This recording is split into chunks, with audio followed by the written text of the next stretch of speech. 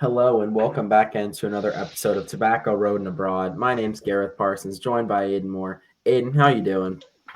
Doing great, doing amazing. UNC finally got a win this week, but we can go more into that later. But big week for sports overall. We're going to be recapping the NFL, college football. Going to be bringing in some Premier League knowledge from what I heard from Gareth, and I'm going to be recapping UFC 308. So we got a big episode ahead of us. I'm really excited. Yeah, I'll start us off with just some recap of the NFL top stories. I mean, obviously, the big one is famous Jameis came out of nowhere for the Browns, and the Browns got it done for the first time in a few weeks. Browns were able to take down the Ravens, who I believe were at the top of the AFC North at the time of that game. Browns moved to 2-6 after an absolute clinic by Jameis Winston, going 27 of 41 for 335 yards, 3 touchdowns. It just seemed to be clicking for them. Jameis Winston led a game-winning drive. This was just vintage famous Jameis. What do you think? I love seeing vintage famous Jameis. Brings me back to when I was in middle school. Big game. Really enjoyed watching it. Was disappointed in the Ravens defense. One of my favorite Ravens defenders, Kyle Hamilton, dropped what would have been a game-winning interception, and which basically set up for the Browns to win the game. But I think this is the more takeaway is that famous Jameis had a great game, and I'm really happy to see him prosper under the Browns, and I hope the Browns gain more success with him under center. And honestly, I think that's the direction that it's going to be going. I agree, and especially with how DTR, for those who don't know, Dorian Thompson Robinson, the other backup, he did when he came in for Deshaun Watson at times, he did not look. He was not impressive. We'll just leave, but so we don't say anything derogatory. We'll just say he was not impressive. We'll leave it at that. Fucking Elsewhere eating around the that NFL, W. elsewhere around the league, the Thursday night, I believe this is a Thursday night game from last week. The Vikings Rams. Vikings catch their second loss in a row, I believe. Um, they had a tough stretch there. They lost the Lions, but that doesn't surprise me. Lions are one of the hottest teams in the NFL right now. Rams is a little bit surprising, but Well, Rams. the Lions have been proven to like almost drain teams. Like after like you play the Lions, like it's almost guaranteed that you're going to lose. But I'm just a little bit concerned. Is this going to be the trend that we see with most Vikings teams of starting off strong and then absolutely collapsing in the latter half of the season? If I'm a fan, I'm not on red alert, but I'm definitely on DEFCON 3 right now. We got to be on alert to see what's going on if I'm a Vikings fan. Now, I will give Vikings fans the credit on this. That was one of the worst calls I've seen this week. And for those of you who don't know what I mean, go back and watch the game sealing safety that the Rams got, in which the Rams defensive end got a fistful of Sam Darnold's face mask and yanked him down in the end zone. I have never seen commentators break character like that and just be so awestruck. I have never heard Kirk Herbstreit harp on how bad of a call something was. Like I've heard him use the term questionable call, like being his professional, like we'll call it his HR voice, so he doesn't get sued. But like I have never heard Kirk Herbstreit in just such disbelief going, that's an obvious face mask. Like, what are they doing? And obviously, you can't review penalties like that. But that was now. There's no telling whether the Vikings would have scored on that drive, and they had to get a 2-point conversion as well to send the game to overtime. But so that's just a call you don't want to see. And I know the refs get a lot of shit in the NFL, but I will give them that they usually are fairly consistent. They may not be great with their calls, but they usually call it pretty consistently. And this just the game had been called pretty evenly up until that point, but that was just there was even like if you go back and look at it, there's not even an argument for like the ref had a bad angle. Like it was like Buddy needed to get his eyes checked. But other than that, like you said, Aiden, I do think the Lions kind of wear teams down. They've got two power backs They've got a great offensive line. They beat you up inside, and then Jared Goff will absolutely tear you apart with his arm. They just kind of, I feel like they just kind of leave teams feeling defeated. Like it may be a close game, but they've like torn you piece by piece, whittled you down, just like death by a thousand cuts you, if you know what I mean. Elsewhere, this will make my girlfriend happy. The Patriots finally won again. They moved to 2-6. Um, Both quarterbacks surprisingly looked great in this game. Drake May had to leave due to concussion. Drake May was struggling in the passing game, but he actually had it going in the run game for the Patriots. He led the Patriots in rushing yards up until the second half when Ramondre Stevenson kind of exploded. But Drake May had 3 carries for 46 yards and a touchdown with a long of 15.3. He looked good, but fortunately he got that concussion. Hopefully he's all right because Rest up, Pookie Bear, Drake May. I love you. hope he's all right because he's an exciting prospect at quarterback, and you don't like. I was already kind of against the decision to start him because that's exactly what I was worried was going to happen to him. It took a little longer than I thought it was going to, but like I kind of saw this coming, and like what we've seen recently, a little bit of a tangent here for Aiden and I, but with what we've seen recently with quarterbacks and concussions, now is not the time to get one. For those of you who don't know, the other day we saw another college quarterback in addition to Grayson McCall medically retire. His name's slipping me, but the starting quarterback for Michigan has decided to medically retire due to concussions. And do you think this has anything to do with the Tua incident, just kind of bringing awareness to it? I mean, obviously, I feel like Grayson McCall is an outlier with the brain bleed, but like, do you think this is a trend we're going to start seeing from quarterbacks? I don't know. I mean, I think it's just more of a coincidence than if anything. I mean, obviously the quarterback is going to be subjected to a high amount of brain trauma, but also like positions like tight end and receiver, I feel like they're like I just feel like a lot of things are just conveniently lining up right now. It doesn't necessarily mean that like the quarterbacks who are quitting now saw Tua and were like, oh my gosh, they had this realization that football's not good for them. I don't think that's the case. I mean, you grow up knowing that concussions are a part of the sport.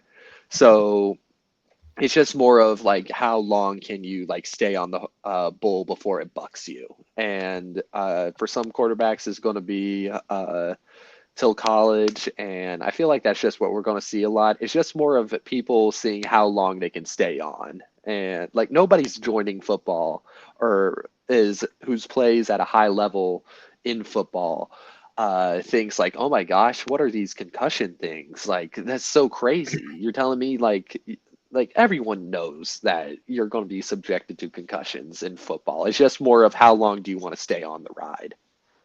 Yeah, no, that makes sense. Definitely. I just want to get your thoughts on that.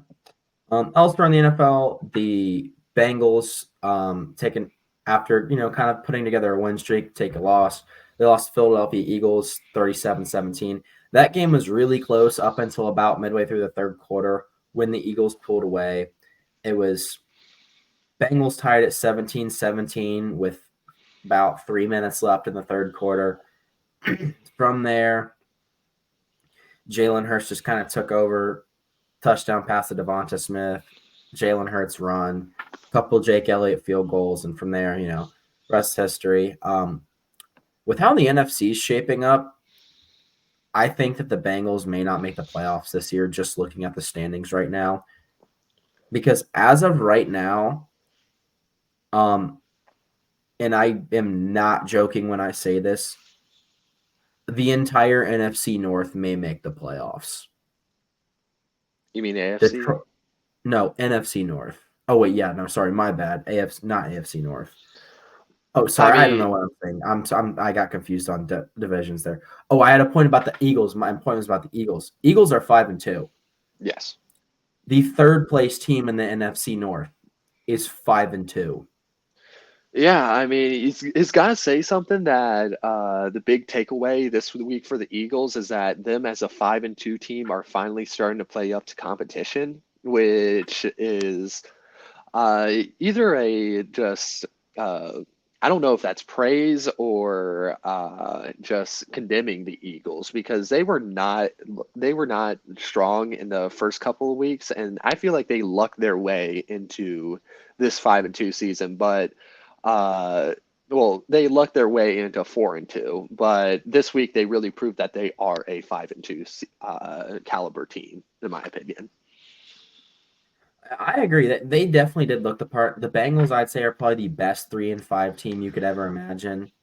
I just think the Bengals, they've just had a tough couple weeks, and Joe Burrow still has weapons around him, but that Bengals defense is just not living up to the hype. It's not as strong as it was last year, but I feel like for the players they have on that defense, they should be playing better, and that's just not what we're seeing. Like, I mean, the Chiefs game, I'll give them that, questionable call at the end, whatever. But like this this is also credit to the Eagles, but like this Eagles offense has not looked that explosive in weeks. And the Bengals are not, like I said, they're no slouch, but their defense is still underperforming. It's, I don't know, but it's just, if you're a Bengals fan, you're on high alert right now. You're panicking, in my opinion. Absolutely. Another game that I felt like flew under the radar just because of the implications. So the Lions beat the Titans 52-14. The main takeaway I had from this game was not like the Titans for a while were leading the game statistically speaking, just in the terms of passing yards and defensive production. What really got them in this game was just the utter collapse in special teams that they had. I believe I saw a statistic that said they gave up almost 200 yards in special teams play.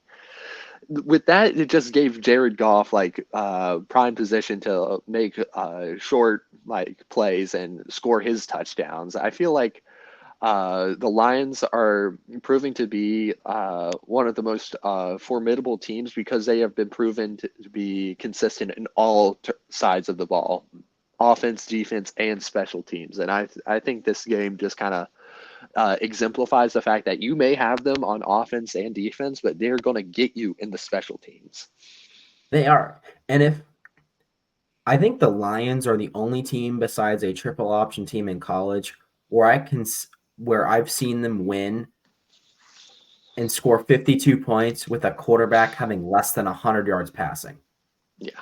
Goff had 85 yards and they won 52-14. I mean, And Jahmyr Gibbs did have 100. touchdowns. He had 3 touchdowns, but he still had 85 yards. Dude didn't even throw it the length of the football field. No, not that he throws it 100 yards like in one sweep, but like, bro did not even throw the length of the football field. And they won by 38. Yep. And like you said, it was that special teams. Elsewhere, let's talk about the Commanders and the Bears. This was a game that I liked a lot. Mainly just because Jaden Daniels had his like offensive rookie of the year moment where he threw the game-winning Hail Mary, and there's like the play has been memed to death already, and I'm sure you've seen it, but I forget who, but the defender who basically sold the game was already celebrating when the play started. He was like taunting the crowd. He then ran over to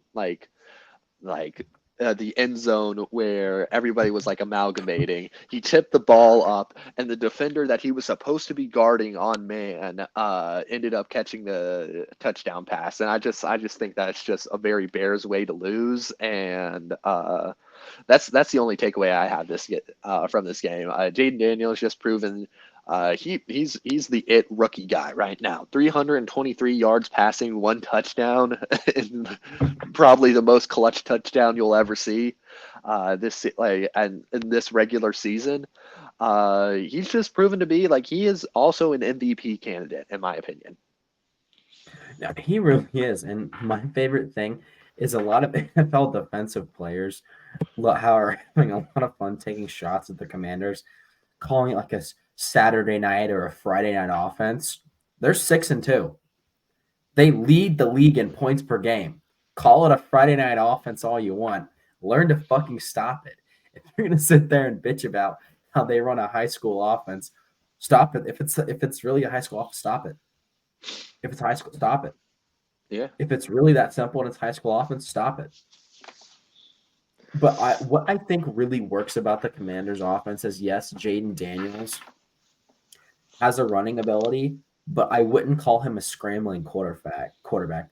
I would classify him more as a pocket passer. At this point in his career, I think after what we saw at LSU, I think the offensive coordinator Cliff Kingsbury looked at him when he got to the Commanders and said, "You're not fucking doing that anymore."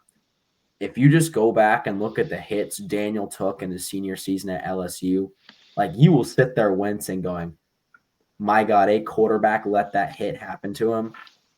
But he's matured. He's come to the NFL.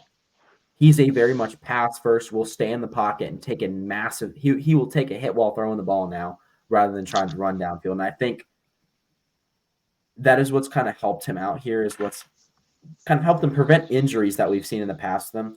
But also, he's been more patient. He's been able to hit these deep shots down the field, which he already was able to hit in college. But in the NFL, you've got longer developing routes. You're not going to have as many mismatches in coverage. You're going to have to throw dudes open.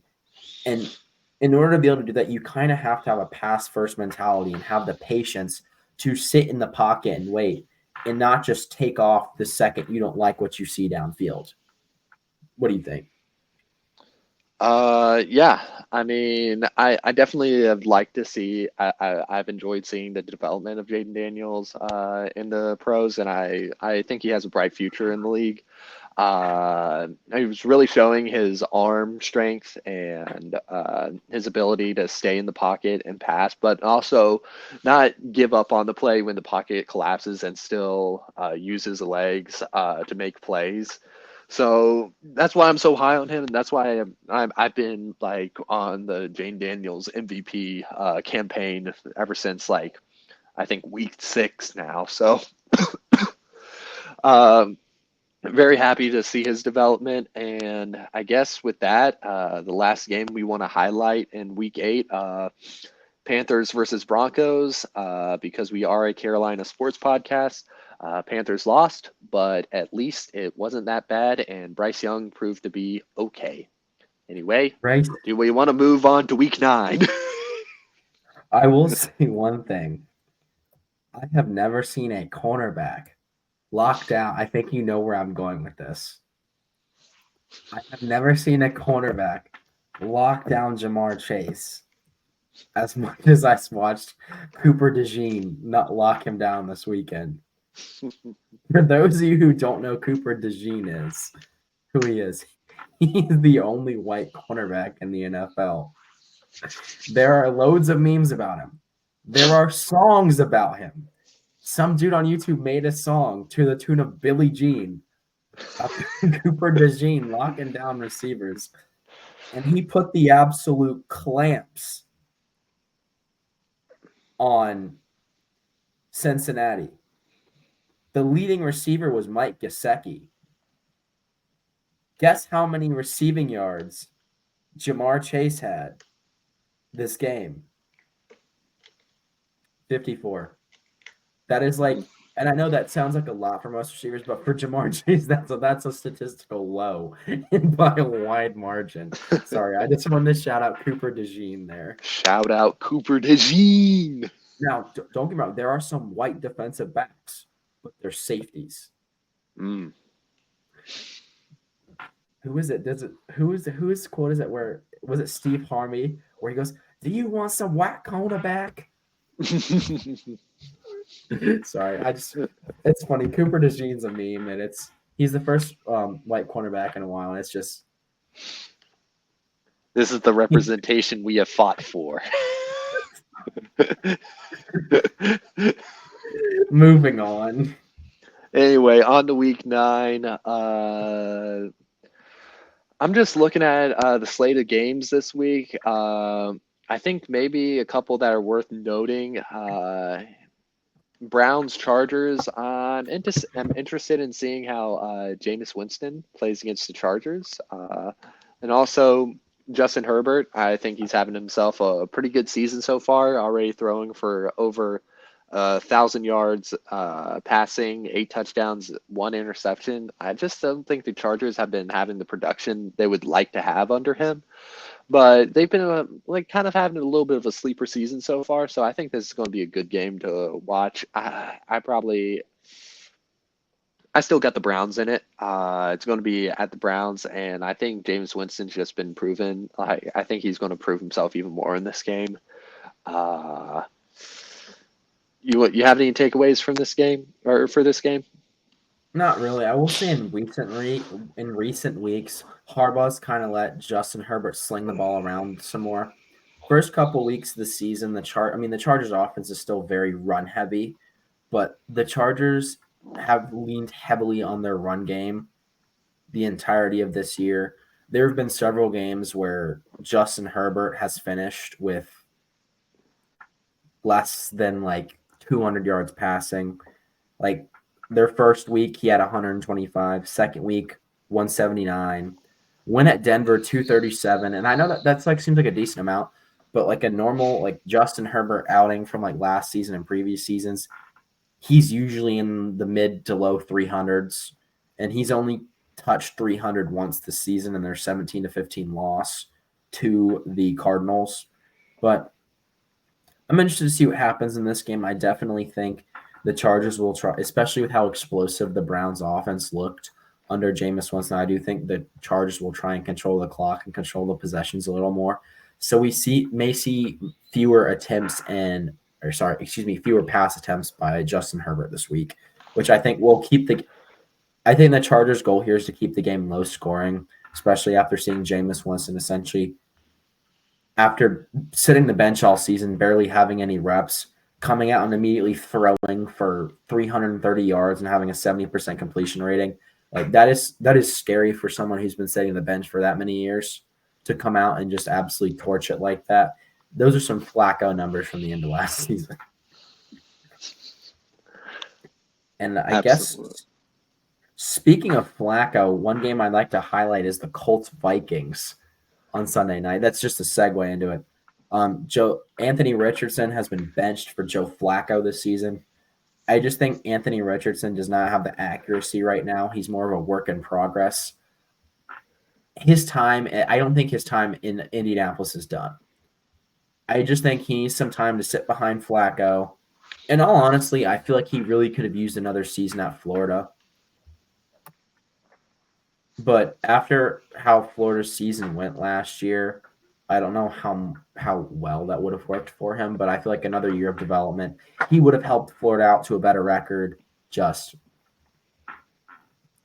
do think it'll be a good game with Flacco. I do think that the Vikings will have a bounce back game, but I do think it'll be a nice matchup. It'll be entertaining, and I think it'll be nice seeing kind of like what we call an old head go at it with one of the newer. Darnold's been in the league a while, but like he hasn't really found like this type of success yet in the league, and it'll be nice seeing kind of an old head versus kind of I guess you could say a reborn newcomer on the scene. Yeah. I'm excited for this game too. I think the Colts got it. Like if Flacco, something about Flacco, man. Something I trust about him more. But proper gunslinger. But yeah, I like the Colts in this. I think the Vikings have been a little bit on the slide, and I need to regain confidence in the Vikings. I know they started off strong, but just historically speaking, this has always happened. They start off strong, midway through the season, they start to fall off. I'm going with the Colts on this one. Definitely. Some other games I'm looking at this week. Let's do Lions and Packers. That should be a good game. That will be a good game. Yeah, that's the game I'm looking at. Regardless of the Packers winning, look to see what they do in their next matchup. Aiden and I are going to look at our research. Look to see what they do in their next matchup. Because I will say, I do think every single Buccaneers, after beating the Lions, lose 27-7 to the Broncos. Yeah, I'm just something. saying. It's something about the Lions. They're like the Lions hangover. I think is a case that needs to be studied. But like I said, when we talked about it earlier, I just think they're just such a physical team that they beat you into submission. Like you may come out of there alive, but you're gonna feel it next game. Yeah, So I yeah, think the only time where I think the Lions hangover may not be in effect is if the team has a bye week right after the Lions game. That would be yeah, the only case in my opinion. yeah. But But in this game, talking about this game, I'm excited for it. It should be. It forecast says it's going to be raining in Lambeau. It's going to be a wet, just hard game. I still like the Lions. They just are the more physical team, and I know it's in Lambeau. I know like the Packers' home field advantage is a very real thing, and the Packers have been proven no matter who's under center, they're going to get production done. But I just don't think they're going to have a strong enough run game to really account for the Lions being able to just be dominant on all sides of the football.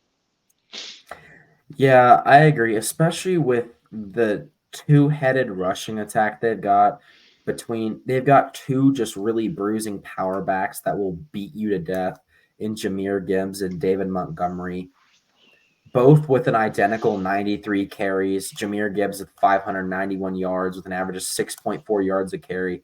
David Montgomery with 415 yards, average of 4.5 yards a carry. This is, especially with that offensive line in that rain, that I do not pity the what's it called? The Packers linebackers who are gonna be tasked with stuffing those running lanes. That's not gonna be a fun outing for them. Because the second Yeah. Gibbs comes off the field, Montgomery's coming on to do the same thing. Oh yeah. Oh yeah. It's going to be. It's. I just don't think the Lions can be stopped on that one. But arbitrary, obligated mention of the Panthers. Panthers are playing the Saints in Charlotte. The 1-7 Panthers are going up against the 2-6 Saints. I don't know. Is Derek Carr going to be back for this game? Do we know that? No. I don't think so. Alrighty. Oh Well. wait, yes, it is. It will be his return. But Ooh. but even with that, they have not looked good. They beat the fuck out of us in week 1 and have And then looked Dallas. terrible ever since. And No, then they beat but Dallas, and then went 2-0, that's not and then hard. they've That's not hard. and then they've gone on a 6-game slide. Uh, this is going to be a battle of titans, battle of powerhouses. All we need to do from last time is they beat us literally just throwing the ball deep to Shaheed. If we just don't let that happen, I'd be like, Give me the I don't know. Panthers. Yeah, you know what? Give me the Panthers Give as me the well. I think Panthers. Carr coming Panthers. off injury. Panthers going 10-7. They're going on. They're going to start a game. They're going to start a win streak starting today. Like me in freshman year fantasy football. Started out 1-7, finished 8-7. Yep. Yep. Any other games you want to highlight? I know there's Broncos, Ravens, and then there's Bills, Dolphins. I'm not like Bills Dolphins. I think I got the Bills on that.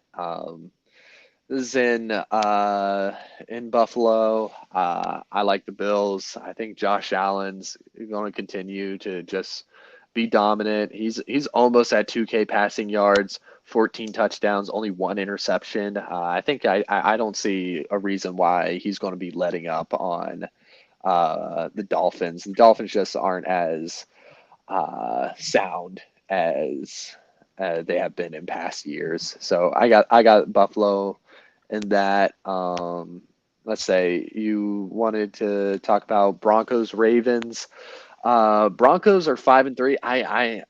I'm still not confident on them. I'm not confident in Bo Nix as compared to Lamar Jackson. I think Lamar Jackson is going to have the better game. I think he's going to I think they're going to be the better team, and I think they're going to handle the Broncos soundly. I want to see, though, the Ravens defense come back in this game. Last game, they had a bad outing, bad plays, missed opportunities. I think they're going to bounce back big against the Broncos this week. Definitely. I will say I don't want to call the Broncos fraudulent, but I do think they're one of the weaker 5-3 teams we've seen. Any team No. that's beat the Panthers needs to have an asterisk next to their record. Asterisk 4-3, not actually 5-3. I mean, that's not to take away from what they've done this season. I mean, Bo Nix, for a rookie starting immediately, looks pretty good. 8 touchdowns, 5 interceptions, 1,500 yards on the season. He looks good. And like I said, I do agree. The Ravens defense I'd like to see them bounce back. They've kind of been beaten up and beaten around the past couple games. Gave up 38 to the Bengals, but the offensive firepower. 23 to the Commanders, 31 to the Bucks, 29 to the Browns. Like, they kind of just need to get that under wraps, especially with the gauntlet they're about to endure after this Broncos game. They've got the Bengals again on Thursday Night Football next week. Then they've got the Steelers on the road. Then they've got the Chargers, and then they've got Eagles. And then 2 weeks after that, they've got the Steelers again. So they're in for kind of a little bit of a gauntlet, and I feel like this, like you said, this could be a get-right game for them. This could be a get-right game where the Ravens defense just needs a confidence booster, and I feel like I agree with you. I think they'll get that this game. Me too. Yeah. I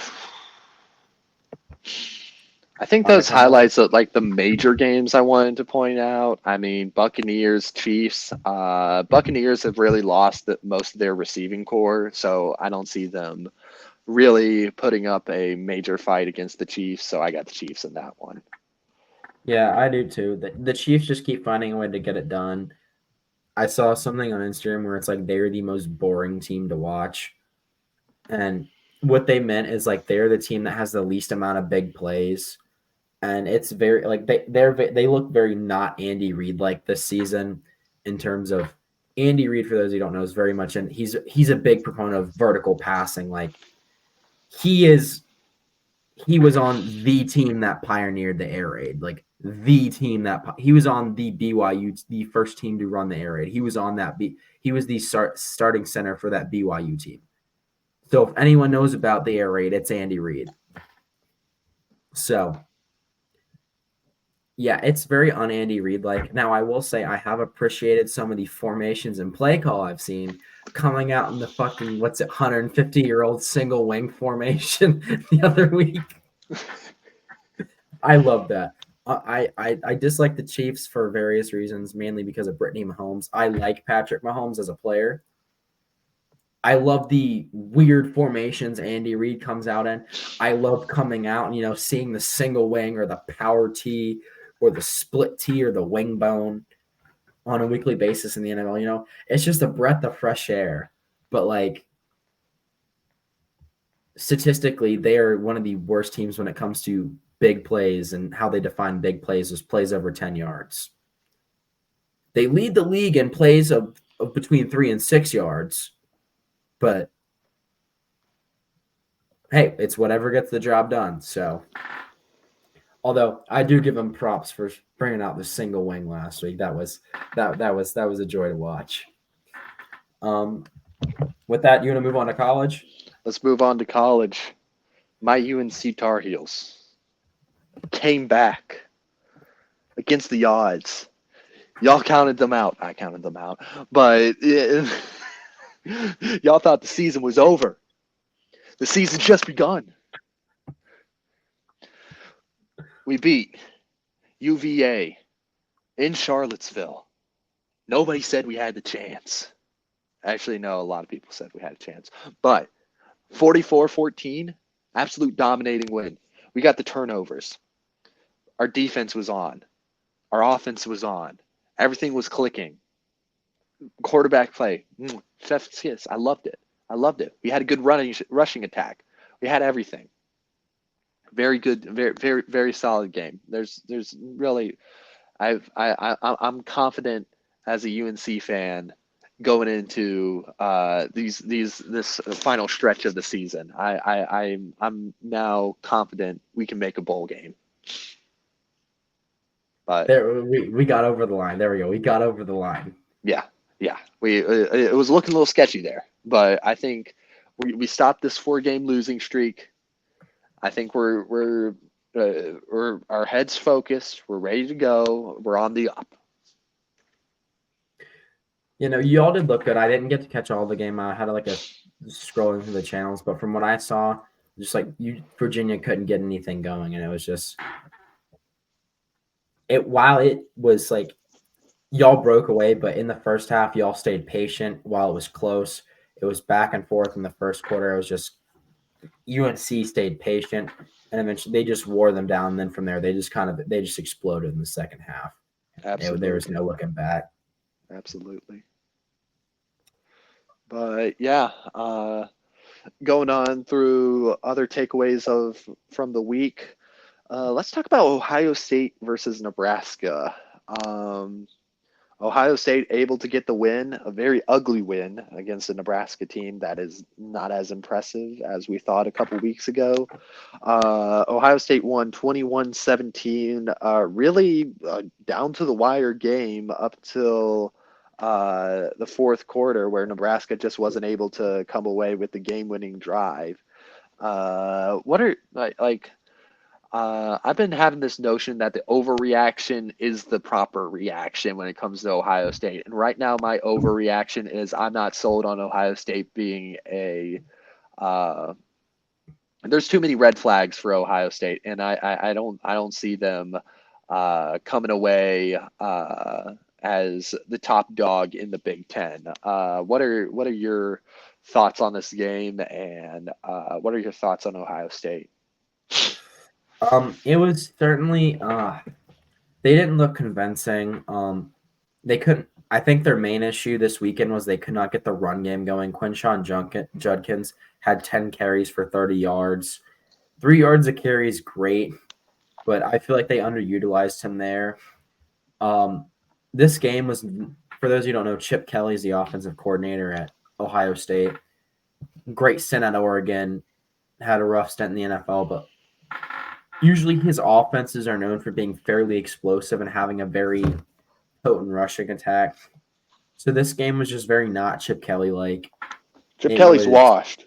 He's been washed ever since he got out of Oregon. Let's be real. I'm going to be real. What has been his achievements after he got out of Oregon? What he had a lackluster tenure as the Eagles head coach. He was really baller at UCLA.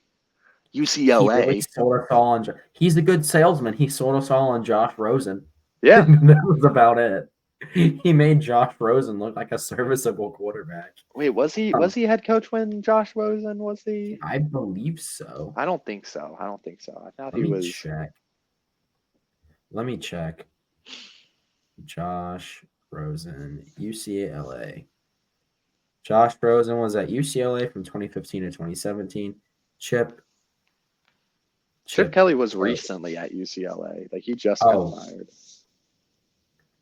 Oh yeah, no, that was recent. Oh, my bad. Still, he made us. So, or was it DTR that he made us think was a good quarterback, or is it DTR I'm thinking of? That might be. It might be DTR. My bad. Sorry, folks. DTR. That would be DTR. But again, Ohio State just did not look convincing in this game. Have they had convincing games throughout the rest of the season? Yes. But this is not a confidence booster going into Happy Valley this weekend. They are favored by a field goal. But give me Penn State. I'm honestly not sure how I feel about this game because I haven't been exactly sold on Penn State this year either. Well, we'll talk about it when we go over the Week 11 games. Well, Week 10 games. Week 10 games. Yeah. Elsewhere around the thing this weekend, I have never seen a team beat themselves more than Navy this week. Navy was moving the ball when they weren't turning it over. 6 turnovers. Yeah. Notre Dame, I think, scored off of all of those but one. Like, I still think Navy's a good team, but Navy, you've just probably played yourself out of a playoff spot if you don't win out, and that includes Army losing. Like, you need Army to lose to probably still be in consideration. Now, granted, this was not a Conference USA game. American Conference. Not an American Conference game. I still think if Navy wins the American Conference, some other stuff's going to happen. Like, Boise State's going to have to lose in order. Yeah. It really depends. Now, Army, I feel like Army's path is clear. Army's destiny's in their own hands. I feel like if Army wins out, they also play Notre Dame, though. So I think it's going to be how they – like if they play Notre Dame, even if they lose to Notre Dame, if it's a lot closer than this game, I still think I'd give the edge to Army going into the conference championship, because we mentioned this before, but the committee is not going to be waiting for after the Army-Navy game. They're going to release their final polls after conference championship week. The Army-Navy game will not count towards anything. All the bowl games will have been set. Yeah. One thing I will say is, what do you do about this? Army beats Notre Dame, wins out, wins the American. Boise State still only has that one loss. Do you rank Army higher than Boise State? Because if they're not ranked higher than Boise State, considering the fact that Notre Dame is a top 10 team right now, and Army got a win over a top 10 team when they were a top 10 team, I would give the edge to Army. Okay, yeah, no, I would agree. But the interesting one is, say for whatever reason, Boise State keeps winning, they're ranked really high. Army wins, but doesn't necessarily get a good bump from the Notre Dame win. And Boise State's still higher. By rules, they'd have to take Boise State in the playoff over Army. But that's that'd be anti-American. I would say so, and not only in the name of the conference, but also.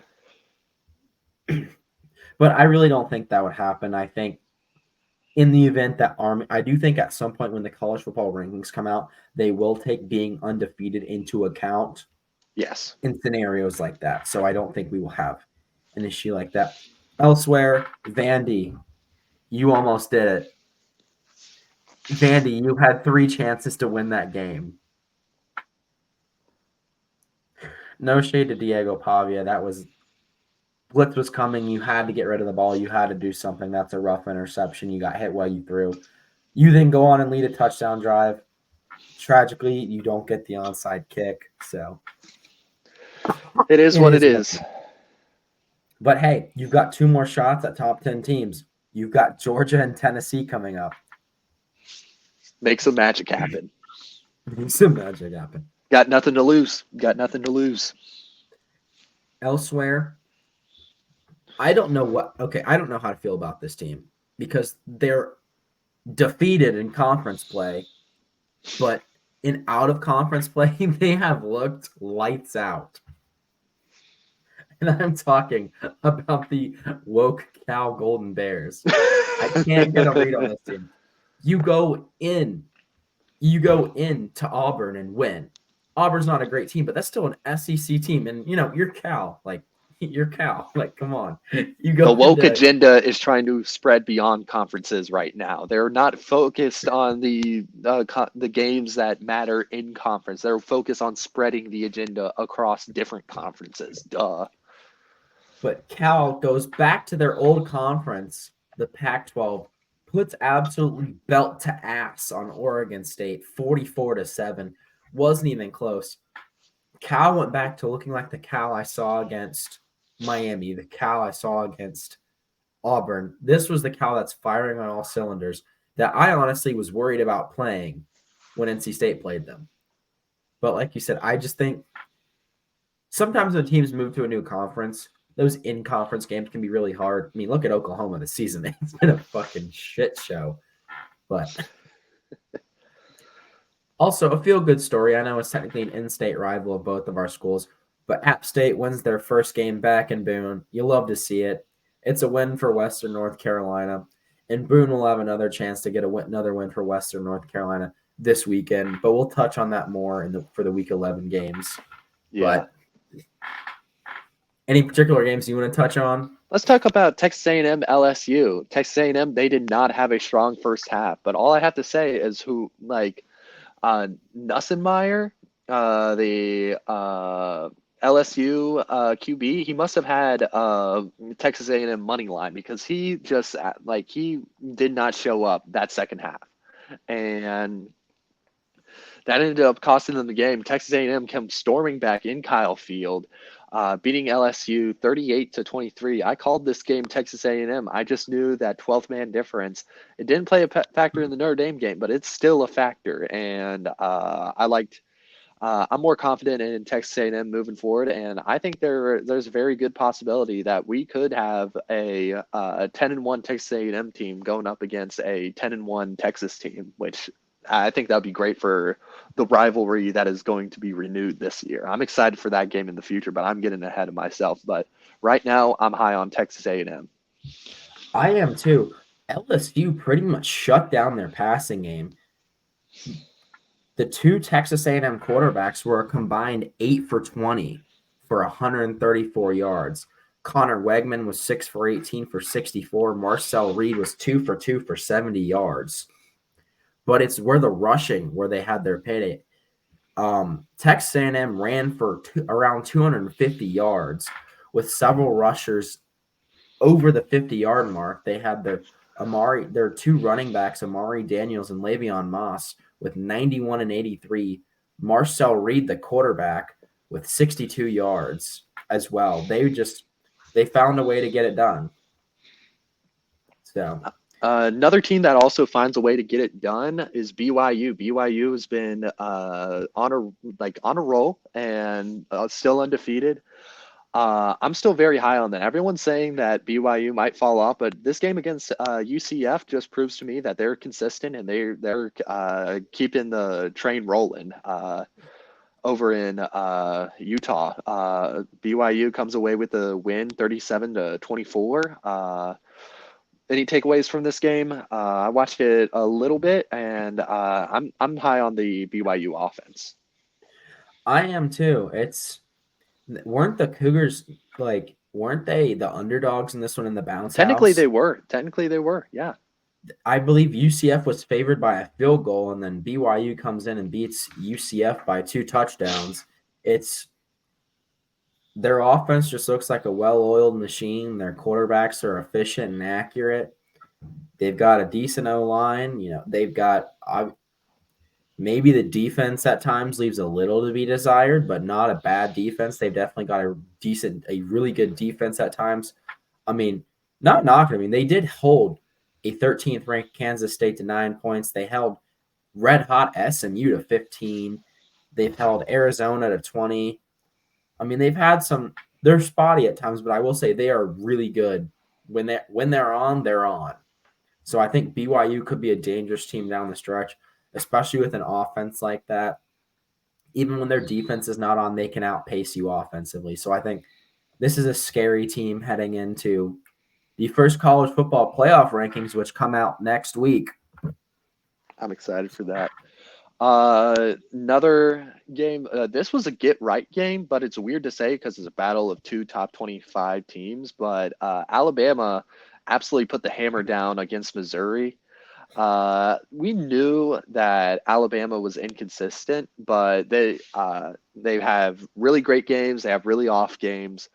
But this game was kind of like just a get right game for them, able to really just shut down Missouri on all cylinders, just holding them 0 points and shutting them out. I'm back on the Alabama train. I think they have a good outlook for the rest of their season. Their two toughest games of Texas and Georgia have already passed them. So I'd like to see how the SEC hierarchy changes over the next couple of weeks, because I think Alabama might be able to slip into SEC championship game, which is weird to I say, believe but like with the way things are structured, like right now they're not in.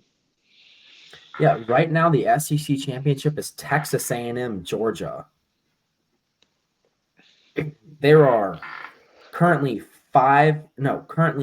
one, two, three, four, five, six ranked SEC teams that are currently on the outside looking in at an SEC championship. So I do think there is a way in which Alabama gets in there, but there are so many players in there and so many tiebreakers that Alabama could sneak in, but I think it's going to take a lot. Yeah. Now, granted, they have the tiebreaker over UGA. So if Georgia drops another game, Georgia's in trouble. They don't have the tiebreaker with Tennessee. They'll have a game against LSU, so there'll be a tiebreaker there. Texas A&M and Texas play, so there's a tiebreaker there if needed. But currently, Texas is 2 games behind Texas A&M. So we will see. Elsewhere, other games I'll touch on. SMU ousting Duke in overtime. SMU had that Duke went clutch. for it, but they just fell short. I like the bold play call for Duke, but SMU just proven that they find clutch ways to win when it matters most. I'm still high on SMU right now. I am too. I'm high on SMU. I like the play call from Duke. Maybe I would have gotten a little bit of bad vibes from having the game-winning point-blank field goal blocked. I may would have gotten some bad vibes from that and be like, hey, maybe we should kick this. But honestly, if you've had a kick blocked from point-blank range, I could see it the other way around as well. Like, if you had a kick get blocked, like your offensive line during a kick already failed, fuck it. Put it in the quarterback's hands. Put it in Malik Murphy's hands. He's a competent, really entertaining quarterback who makes really good decisions. Fuck it. Put it in his hands. Do it. Like, that's ballsy play call. And that's the unfortunate flip side of the coin when you've got ballsy play call is when it doesn't work, people are going to criticize you. But, Aiden and I are a fan of aggressive play call like this. Like, it's what we want to see. So, Yeah. it is something I can get behind. I guess there's two more Big 12 matchups that we need to cover. First one being Kansas State versus Kansas. Kansas State finds a way to edge out Kansas in the final quarter of the game, able to come away with the win. Kansas is proven to be probably one of the best 2-6 teams in the nation. Yeah. They are just an unfortunate circumstance of events that have led them to just end up losing almost all their close games that they've had. But Kansas State just finding a way to win this rivalry game. It's a big game for Kansas. I'm not necessarily too high on them right now, but finding ways to win these like really close games definitely goes a long way in my judgment. Definitely. I will say I'm impressed with how many close games they've won down the stretch. But with how good they were supposed to be this season, I can't help but some of them are kind of head scratchers, like the BYU game. But I will say sometimes for most teams, there's a game where you just take it in the ass. It's just what happens. The majority of teams get blown out at least once a season. So it happens. Or at least have one bad loss. So I'll give them the BYU loss. BYU's the really hot team right now. So, and Kansas State, they've looked good. So from then, they haven't looked back. Elsewhere in the Big 12, we I had got Colorado and Cincinnati. Colorado gets bowl eligibility with this win, winning 34-23. Shadur Sanders and Travis Hunter have had an absolute game, both of them scoring two touchdowns. Travis Hunter catching those two touchdowns from Shadur Sanders. Just a overall good win for them, and I'm confident in Colorado, and I'm liking what Dion's been doing with them. I am too. They finally figured out how to establish a run game, and I feel like that was the missing piece. The issue to start the season, I just felt they were too predictable. Like when their running game wasn't working, so it was kind of obvious they were going to let Shadur sling the rock. But now they've kind of balanced it out. Not only does that give them another avenue of attack, but it takes a lot of pressure off the passing game, and it can let Shadur just let him play quarterback. He doesn't have to worry about the defense crashing, is because the defense has to be honest now with stopping the run. So not only that is leaving passing lanes open, but that's causing, defensive players to hesitate and think twice before they act. Do they crash the quarterback? Do they crash the running back? Do they play run defense and try and stuff running lanes, or do they drop back into coverage? It puts the defense in a bind. Having the whole thing with college football is not being predictable. While it doesn't kill you, the great teams can be predictable and still win. I'm not saying Colorado isn't great, but I'm saying the top of the line, Alabama. Alabama can be as predictable as it wants to be, but they're still going to be Alabama. They may drop more games now than they used to, but 99.9% of teams cannot be predictable. That is a white flag that's going saying, "Hey, come beat me." Come beat me. But like I said, Colorado's gotten a run game after that. UCF game was really a get right game for them, in my opinion. They kind of found their run game. They've kind of come into their own, and I feel like they've been on a tear ever since. And do I think they're going to win the Big 12? No, but I definitely think they could be in talks for a possible nightmare scenario in the playoff if it were to come to that point, if we get absolute chaos. But I think it will take absolute chaos to even get them back in the picture. What about you?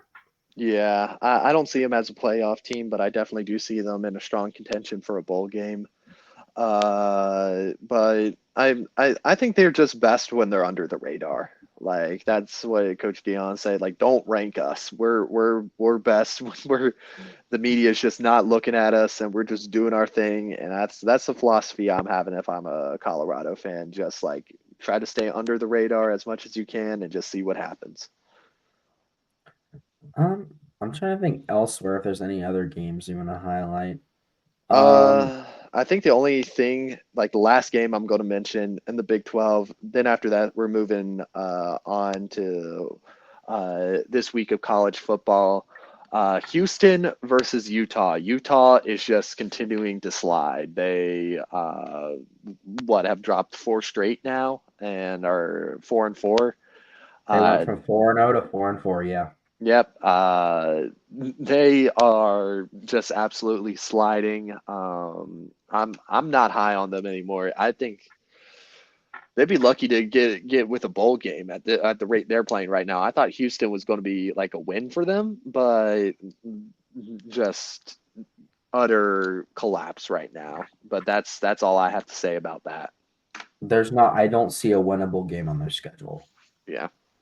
Their next three teams they play are BYU, Colorado, Iowa State, and UCF. Yeah. I see them maybe going 5-7. Yeah. Maybe if they're lucky, 5-7. Yeah. That's not a good look for Utah right now. After a strong start to the season, they've just been on an absolute slide.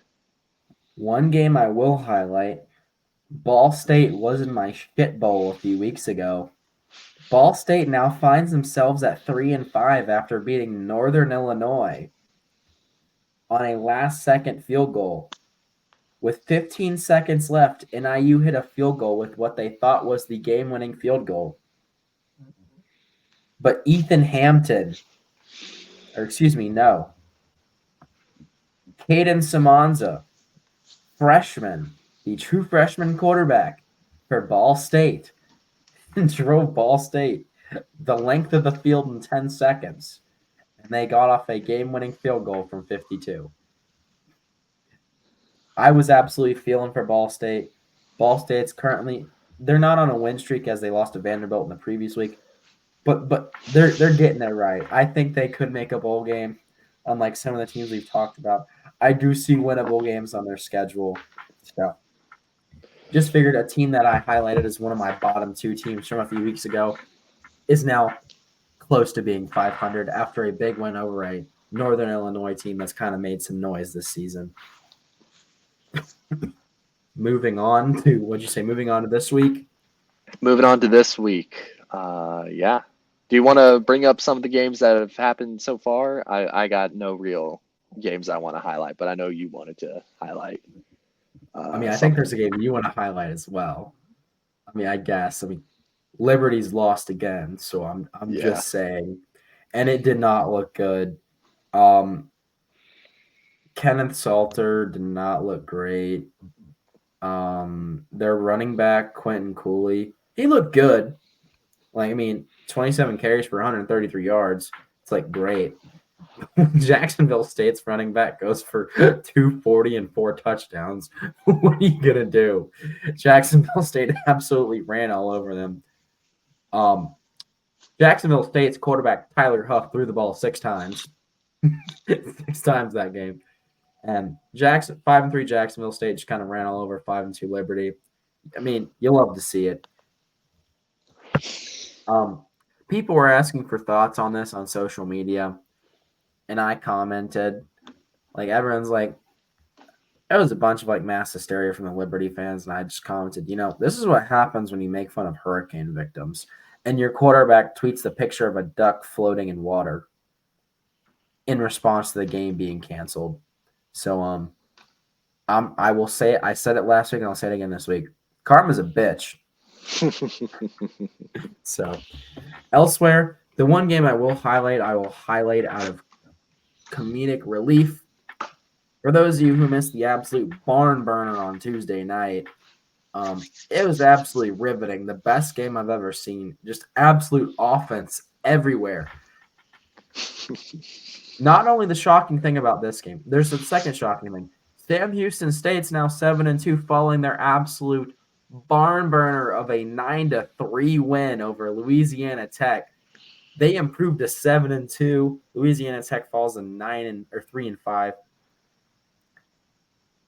Sam Houston State's looking good this year. They can make a bowl this year, right? It was just last year. I don't know if it's a 3-year bowl embargo or I don't know. We'll see at the end of the season. We'll see.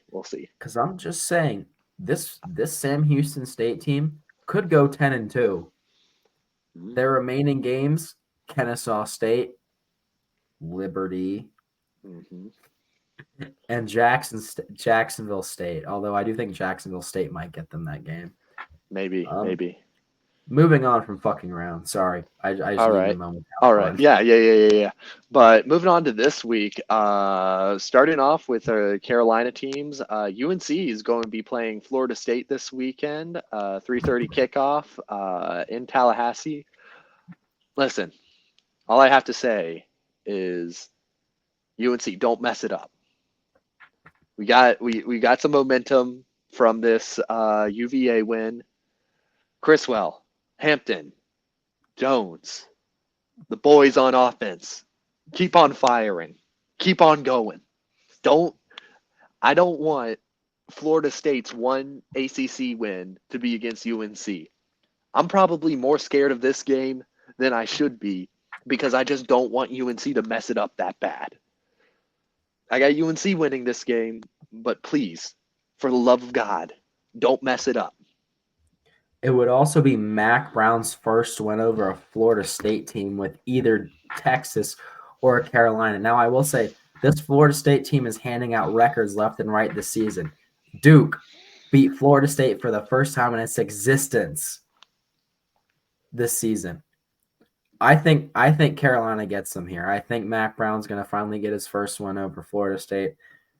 And I think with how y'all played last week, feel like this is going to be kind of a belt to ass moment. Like I feel like it's going I to be hope. ugly. I hope. Now that I say that, with just my luck this season, when I predicted things, Florida State's going to have their fucking game of the year with my luck. But Please don't jinx it. Please don't jinx it.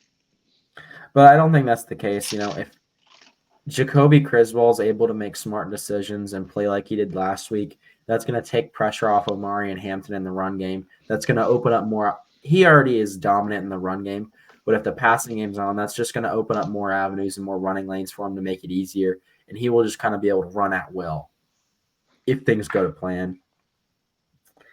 Anything else you want to say about that game? Like if you just I know you. The less that's said about it, the better. Just don't mess it up. Just don't mess it up. No keys to the game. Just don't fuck up. The key to the game, don't mess up. Don't. You have the momentum. Don't turn the ball over. Just win. That's all I'm saying. I guess I'll go for NC State's game against Stanford this week. I know NC State's favored by a decent amount in this game, but I will say this is a Stanford team that went into Syracuse and beat a very good Syracuse team. Granted, I think Stanford may have used all their luck up on that game, but that was also a game where Kyle McCord was just being Kyle McCord. He threw lots of interceptions that game. From what we've seen this season, when Kyle McCord turns the ball over, Syracuse lives and dies by the arm of Kyle McCord. And no hate to him. He'd fit in with the NFL gunslingers of old. One game he throws 5 touchdowns. The next game he throws 5 picks. But I've got NC State over Stanford. We just need same thing like Aiden said about Carolina. Just handle business. Don't turn the ball over. No need to get cute. One thing I will say is I'd like to see the running game get going a little more because winning games with 32 yards rushing is not sustainable. I know we did it against Cal, but that's because CJ Bailey was absolutely balling out. He's a true freshman. We cannot expect him to throw for 350 plus on the reg. That our offense under Robert and I, at least his philosophy from what I've heard and from what I've witnessed at other places, is to have a balanced attack with not only a good passing game, but a strong running game to back it up. Bailey's a freshman. We're going to need to take pressure off him by having a good running game. I'm not saying you can't handle it, but we cannot expect him to throw for 350 and 2 touchdowns on the reg, several 4th down conversions. We also just can't expect Justin Jolie to go up and get it in triple coverage like we have. Like, that's just not sustainable. That's like the Saints this season. The deep ball to Shaheed worked for about 2 games, and then teams figured it out. We cannot just keep saying, fuck it, Justin down there somewhere. Like, yes, is Justin Jolie a big motherfucker? Yes. Will he go up and get it? Yes. But that's just not sustainable. Like, was it fun to watch those 4th down conversions on 4th and 15 and 4th and 8? Absolutely. But I don't want my fucking blood pressure to spike every time we throw the ball into triple coverage going, oh, is Justin going to bail us out again?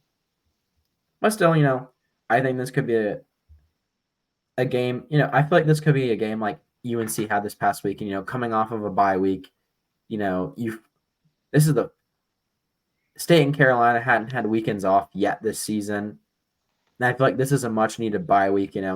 NC State got their first conference win, limped into the bye week. I think this can be – I'm not going to use the term GRG, if you know what I mean, Aiden.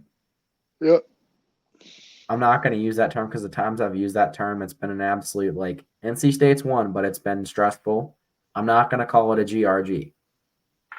I'm just going to say, hopefully we can establish some things that we've been struggling with type of game. Yes. I'll leave it at that.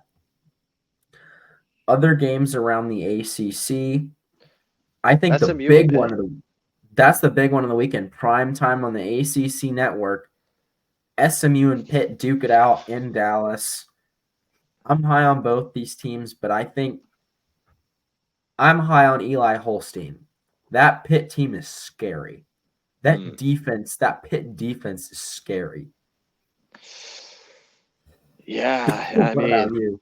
I think it's just going to be the battle of like high flying offenses. I think like Pitt's got a very solid offense behind them, but I'm also really loving SMU, their rushing attack behind Smith. They got 9 touchdowns. He's got 9 rushing touchdowns on this game. SMU just it has tons of offensive production behind them.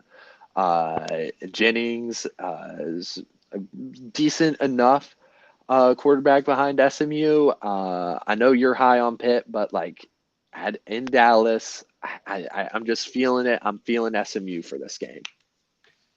I do see an avenue to them winning. I think the key to SMU is just to not turn the ball over.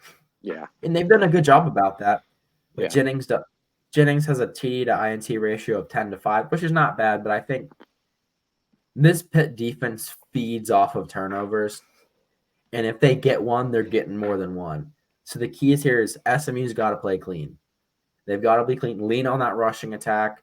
You know, Brashard Smith is an experienced back, senior. He's been there. He's done that. Lean on him.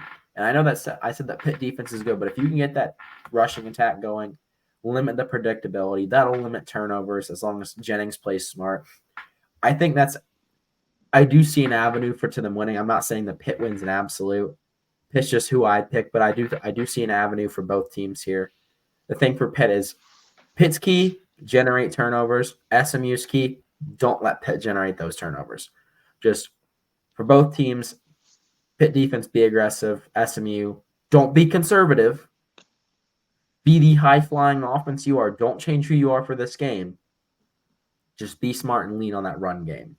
I think we're going to get a really good game out of that, though. That is one game that I'm for sure going to have turned on, regardless of what's going on.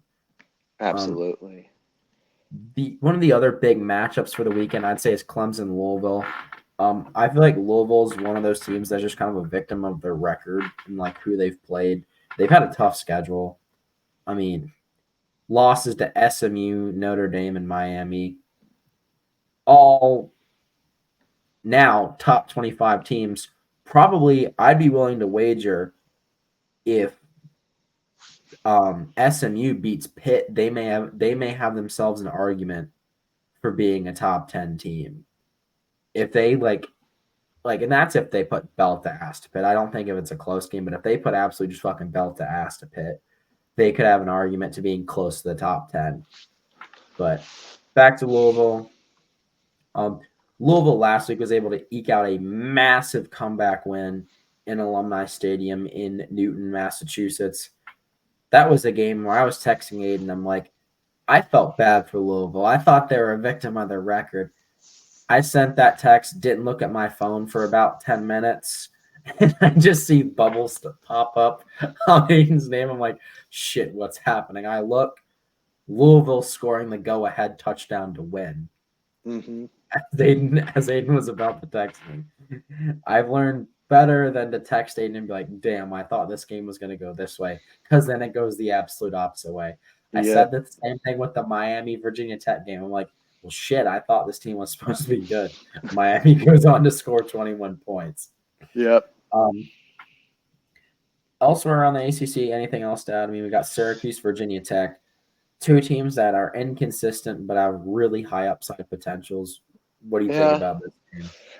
I want a bounce back game from Cal McCord. I think this Pitt game is going to spark a fire under him. I think he's going to have a stronger appearance against Virginia Tech. I like Syracuse in this game.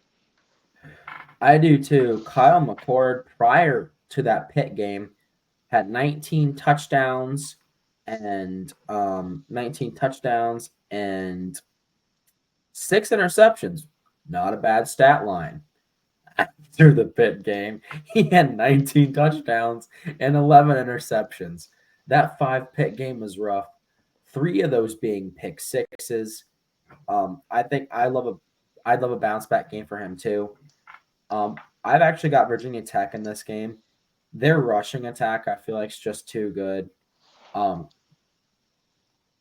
but I don't know how to say his first name. I'm not trying to get canceled.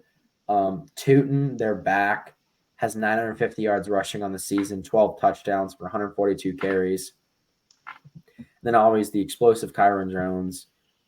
I feel like this is going to be another offensive shootout in the ACC. I think we've got a shootout on the CW network between these two.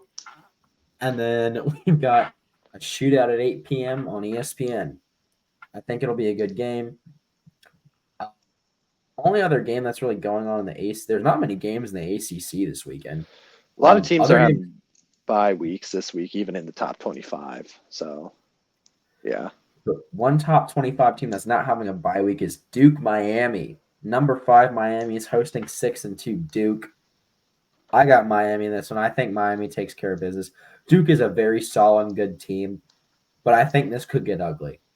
Yeah. Now, I know Miami's kept it close, but I think this is going to be one of those where Duke's going to hang around for maybe 2 quarters, maybe half, maybe 2.5 quarters, like midway through the third. But I think Miami's going to pull away, and it's going to – I think this could be our candidate for belt to ass of the week. Indeed. I got Miami in this game. I think Cameron Ward is just going to have another great game. He's been having a great season, and I expect a big game from him. I do too. Elsewhere around the I guess the college football world, Let's do Ohio State, Penn State. Oh yeah, Ohio State, Penn State. This is probably the Yeah. matchup of the week. Sticks it at fucking noon. Like, Yeah. What do you mean I can't pregame? Nothing's stopping you, Gareth. Nothing's stopping you. But Work is. Yep. Penn State, Ohio State. This is going to be the prove yourself game for both teams. I'm not high on Ohio State. I just think in Happy Valley, I got Pitt on this one. I'm Penn State on this one. I just think they're finally going to get the edge and get over that Ohio State hump that has been holding them back all these years. If it's going to happen any year, it's going to be this year. Yeah, I would say this is kind of now or never for James Franklin. I realize there's no real grounds to fire him, but I feel like Penn State, this not every year, but in Penn State's good years, they start out 6-0, 7-0, and then either Ohio State or Michigan comes along, and then they just fucking slide. They go from a team that was a contender, looking to go 12-0, 11-1, and they finish the season 8-4, 9-3. One season they did, to their credit, finish at 10-2, with losses being Ohio State and Michigan. But still, with how they've looked throughout this season, I'm really unsure. Both these teams have not really looked all that convincing. The only really convincing win I have for Penn State is the Illinois game. Ohio State doesn't really have any convincing wins. So I feel like you said, Aiden, I feel like this is kind of a prove yourself game for both teams. I feel like the winner of this one will likely be a contender for the Big Ten championship. Yeah. Not both of them. I think that's Oregon's got one of those spots nailed down as of right now. Yeah. But there is an interesting scenario where if Penn State wins out, and Indiana wins out, where Oregon gets left out of the Big Ten championship game. Do you know why? Strength of schedule? All 3 of these teams play Ohio State. Ooh. The tiebreaker would be the Ohio State game. And so if Oregon only won by 1 point. Yeah, Oregon only won by 1 point. So after the tiebreaker goes to how much did they beat Ohio State by? What's even more fucked up is if one of these teams beats Ohio State by 1, they're thinking, what do? I'm not sure how credible this is, but someone on TikTok claims that because Penn State and Indiana have been in the conference longer, that in the event they were to beat Ohio State by 1 as well, they would go in place of Oregon. I'd actually get behind that. Just because I don't want to see Oregon in the Big Ten. Like not like I want to see Oregon in the Big Ten championship, but just like I'd much rather see Indiana with the same resume go to it just because they've been in the Big Ten longer. And like I like come on, Oregon, you've gotten the Pac-12. Yeah. Like just you're going to the playoffs anyway. Don't worry. Just like I don't Now, know. I don't know how credible that is because I don't think anyone it can is. just say anything on the internet, but I think it would probably go to strength of schedule. And in that case, it'll go to Oregon. definitely. Um, but that is wild that there is a world in which Oregon, Indiana, and Penn State can go undefeated, and then Indiana and Penn State would, if they were to beat Ohio State, how likely is it that they'd also win by 1? Not likely. So they'd go instead. But Yeah. like I said, Penn State so far not really convincing, neither Ohio State. So I feel like, although I will say Ohio State does have more to lose from this game, because with the way the Big Ten shaping up this year, I don't think there will be a 2-loss team coming out of the Big Ten. Yeah. Just with the 3 undefeated teams not having a collision course, that's set up to the Big Ten having at most 3 teams. Yeah. Or, and if they do take 4, it will not be a 2-loss team. It will be a 1-loss team. Moving on. Other games. Oh, wait, I'm still on Penn State's schedule. My bad. That's still Penn State's schedule. That's the Ohio State game. All right, we're back. One game obviously I'm gonna highlight Air Force Army just because that'll be, I love a good old triple option 3-hour affair. One game I will highlight, it may not be highlighted for other people, is Ole Miss and Arkansas. Nah, I was gonna bring this up. It's a like very interesting game. Arkansas is sneaky. I think they could get the edge on Ole Miss on this one. I agree. In Arkansas, new quarterback, they've been a completely different team since their new quarterback. I believe the starter got hurt, if I am not mistaken, got hurt in the Tennessee game. Their backup came in, led a game-winning drive, and since then they went from a really low-scoring team to they've been able to string some points together. I mean, they put 58 on Mississippi State. I know they lost 34-10 to LSU, but that's LSU. Like LSU is a high fly. When Garrett Nussmeier's not throwing picks, that's a fun offense to watch. Yeah. But in Ole Miss has looked shaky at best. Ole Miss, in their pretty much only 2 challenging games of the season, has lost. I'll give them South Carolina. South Carolina was a challenging opponent that they handled well, but they did not rise to the challenge that was LSU, and they lost at home to Kentucky.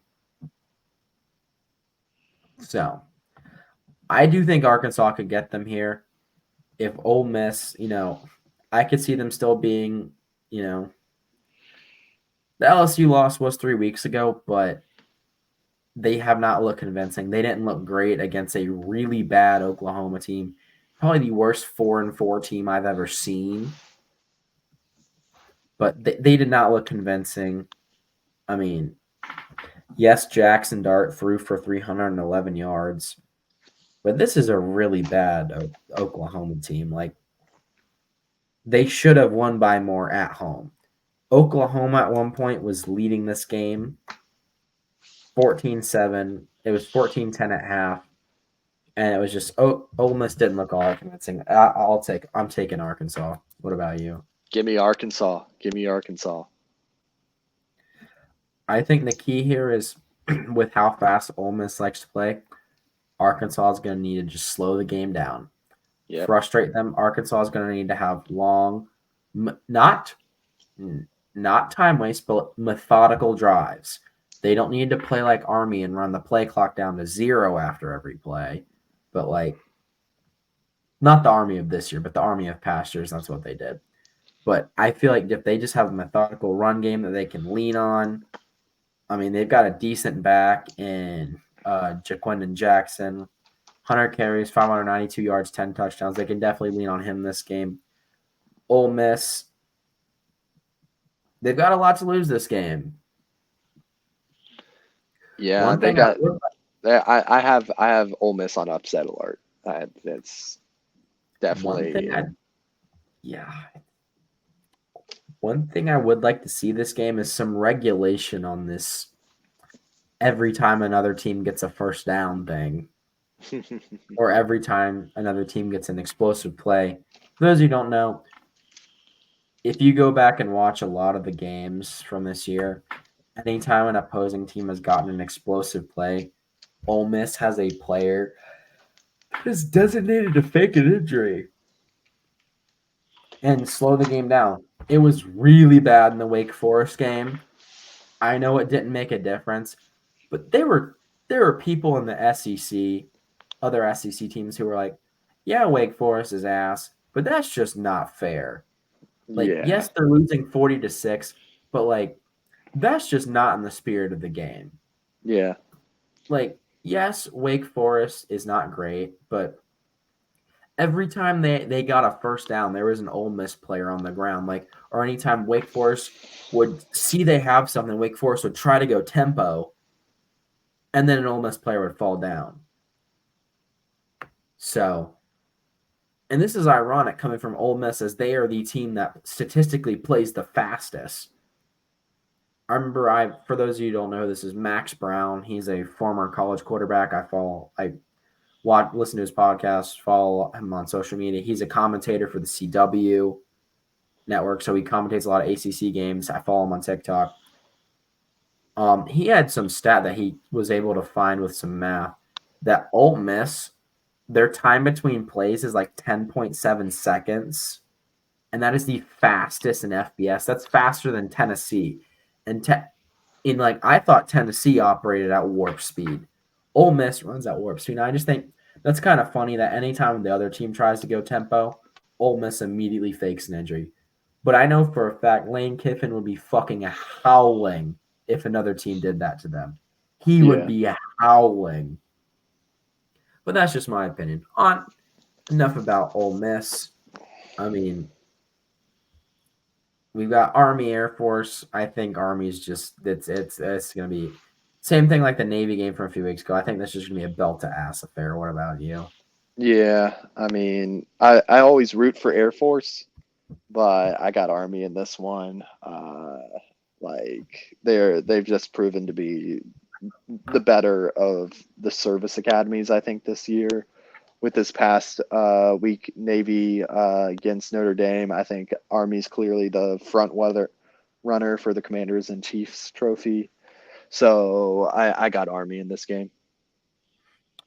I do too, especially with in my opinion, should be Heisman contending quarterback. I don't know about other people's opinion. I I posted about this the other day on something and I got called a fucking idiot. I'm not saying he should win it. I'm not saying he should win it. For me, that's between Ashton Denty, Cam Ward, and possibly Travis Hunter. Yeah. But if Army beats Notre Dame and Bryson Daly keeps up these numbers, I think it's criminal not to put him into consideration. At least Yes, top five. At least top five. at least top five. Yes, he only has 7 passing touchdowns, but motherfucker has 19 rushing touchdowns. There are quarterbacks with 20 passing touchdowns and are in consideration. This dude has 26 combined touchdowns. I think that is the most touchdowns by a quarterback this season. And yes, is that a product of his scheme? Okay, and motherfucker still has 26 touchdowns. Yeah. I'm not saying he has to be in the number 1 spot. At least throw him a bone and put him on there. You Yeah. can put him at 6th for all I care. Just my man needs to get his. Yeah. Yeah. Especially when dude's gonna be going to the dude's gonna be fucking deployed next year. Like, you gotta give him something. This dude's putting together a magical season for this Army team. If even, I can tell you, I'm never really upset for other teams, but I will be upset for Army if they make the playoff and Bryson Daly is not in the Heisman race. Like I said, he doesn't have to be top 3, but just at least like 5 or 6. Yeah. I think it would be criminal with the stats he's putting up. Any other games you want to highlight in terms of college football? I mean, we've got I think a very interesting game, last game I want to mention, Iowa State versus Texas Tech. Iowa State has been on a roll, and I think this is going to be a really interesting game. Iowa State just has been proven that they just win in the clutch. Like these close games, they find ways to win. They did against UCF. And I just like to see Becht have a good performance under center, and I'm just interested to see how this one goes. Baron Morton from Texas Tech. He's a really good. He's really good. He's been thrown over 2,000 passing yards, 17 touchdowns. If Iowa State's not careful, they could get caught up in this game. So this is why I'm highlighting it. But it's in Ames. I like the Cyclones. Give me Iowa State. I agree.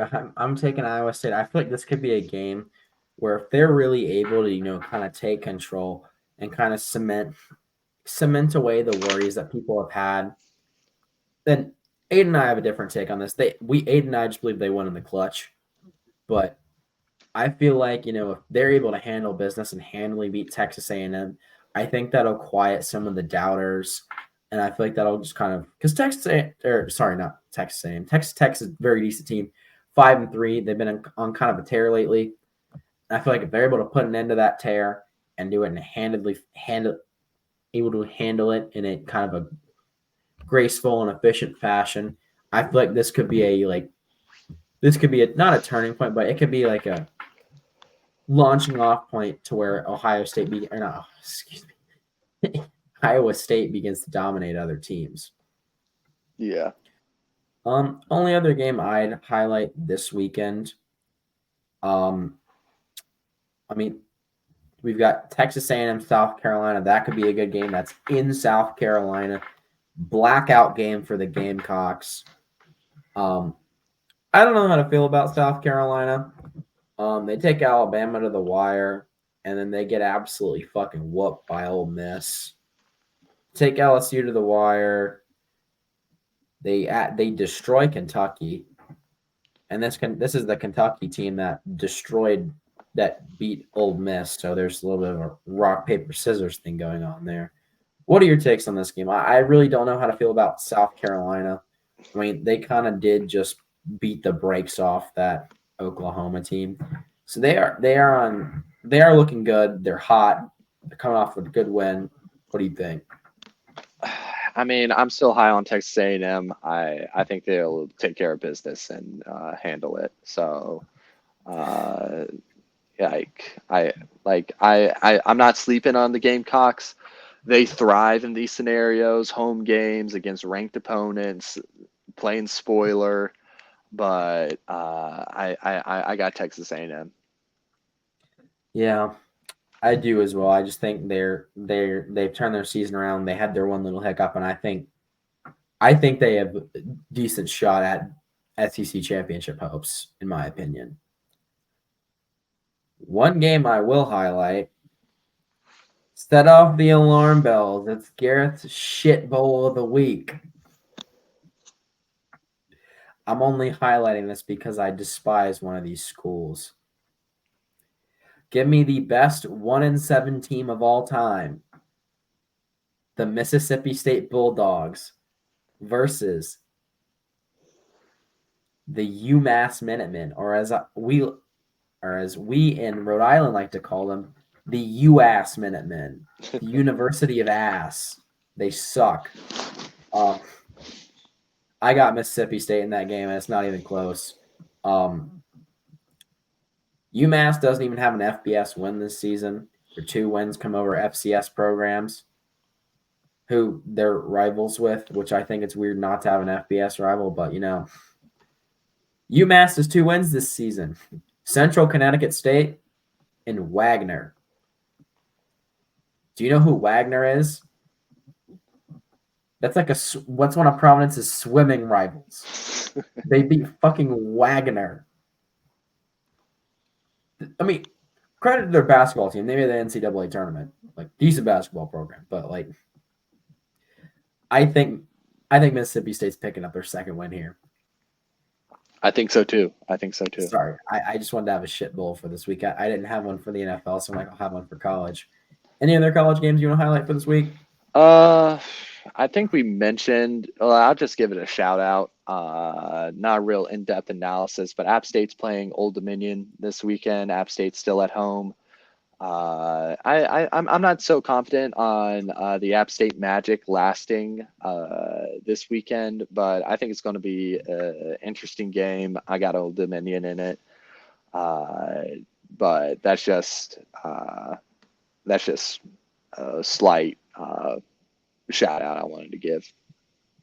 Yeah, I do, and I'm not sure if they're going to win, but I do think they're playing for Boone. I feel like they're playing for the city of Boone, and from what I've seen from the Post, at least from when I talked to I don't know if you were at their last home game, were you? Because I know you've been up to Boone recently.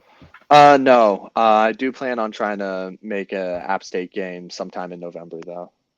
But from what I've heard, I was talking to some of my acquaintances that I met at the Sports Media Festival, the Josh Graham show, their radio show up in Winston-Salem. They were at the App State game, and they said that was an atmosphere they hadn't seen in a while at App State. They said it was a really powerful atmosphere. Like, it was sold out. They're like, awesome energy. Great win for App State. So, yeah. Like, always fun when App State wins in Boone. So, anything else you want to highlight in terms of college football? No, that's it. I think we can move on to soccer and MMA now, our area of expertise. All right, so some Premier League news this week. I'll highlight some couple things, but I guess the big news of the week was Manchester United firing their manager, Erik ten Hag. I feel like this is a long time coming. Although I'm not a United fan, I was a defender of Ten Hag. I just kind of thought that Man United's office is usually pretty I feel like they're a little too quick to fire managers, and I feel like that's kind of a problem in the Premier League. Is there a lot of places fire managers really quickly, even after one season, which that's like they don't have time to implement their style. They don't have time to get all the transfers they want to get depending on when they come in. But to their credit, Ruud van Nistelrooy took over, Man United legend, former player, took over as their interim manager, and they immediately just absolutely turn around and smack Leicester City in the fucking mouth 5-2. Didn't see that coming. But it's a good win for Manchester United. Good turnaround. Only thing I will comment on for my team, Chelsea. Chelsea on a bit of a tear right now. After the kind of Chelsea did come back in the second half of last season, but very underwhelming start to the season last year. Went as far down as 13th, which, for Chelsea, that's not great. But Chelsea's currently sitting at 5th.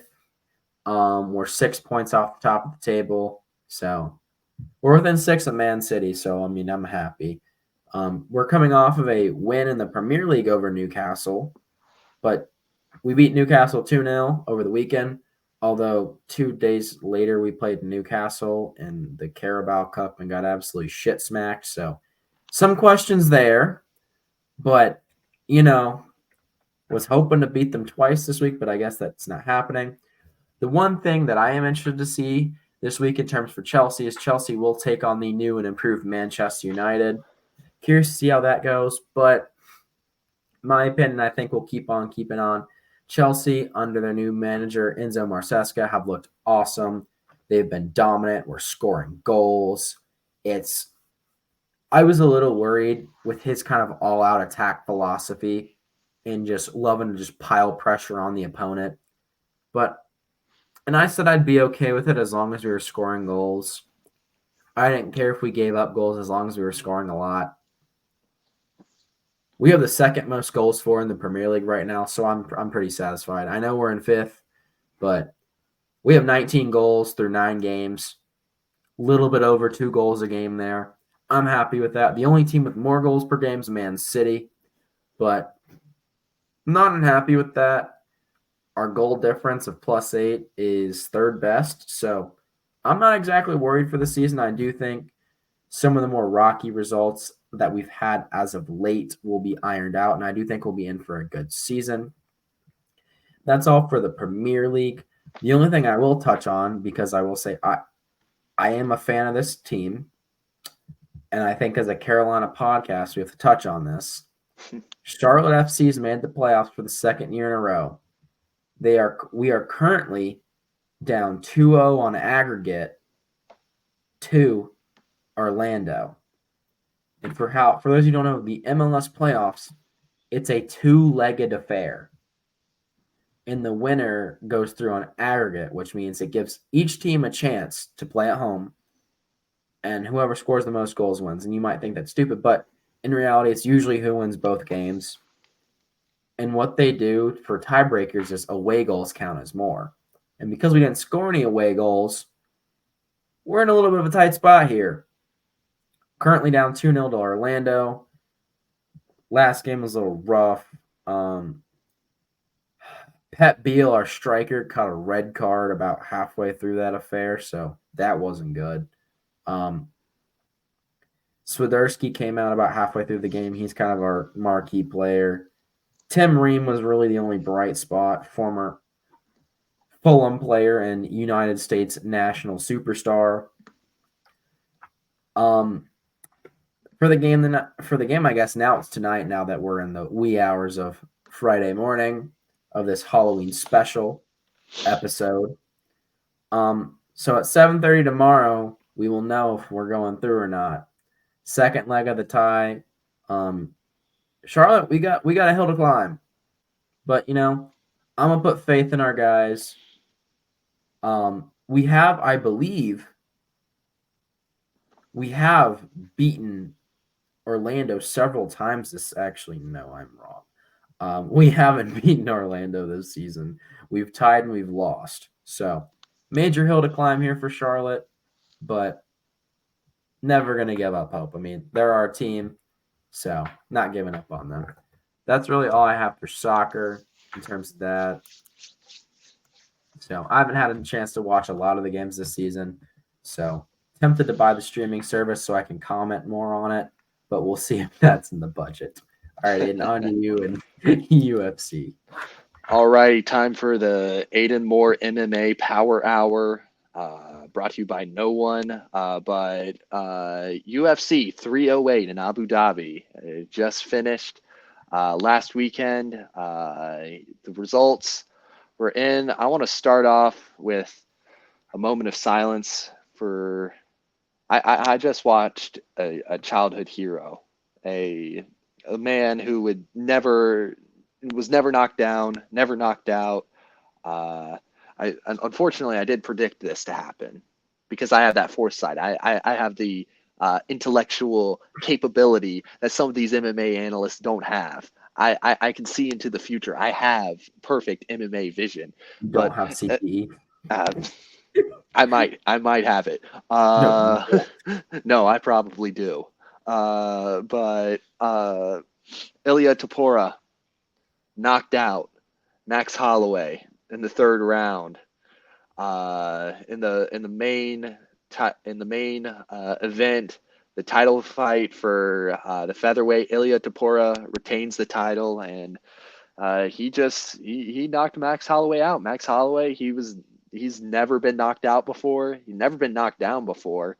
Ilia Topuria just took it to a TKO finish and a victory by knockout punch, and that was like It was a great fight. I mean, Ilya Tapora just cementing himself and like trying to make the argument that he's going to be one of the best featherweights in the division. I mean, if you take out Volkanovski and you take out Max Holloway, which are the two of the consensus top three fighters, that must mean you're in the contention for like at least mention in the top three conversation when it comes to featherweight greats.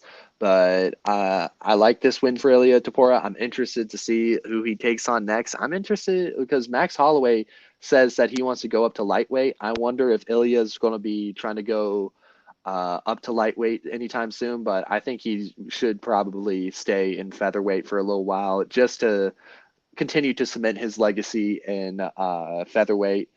Uh, I got this one wrong. I predict Robert Whitaker to win, but Hamzat Chimaev came away with the win against Robert Whitaker. This fight was finished by submission in the first round.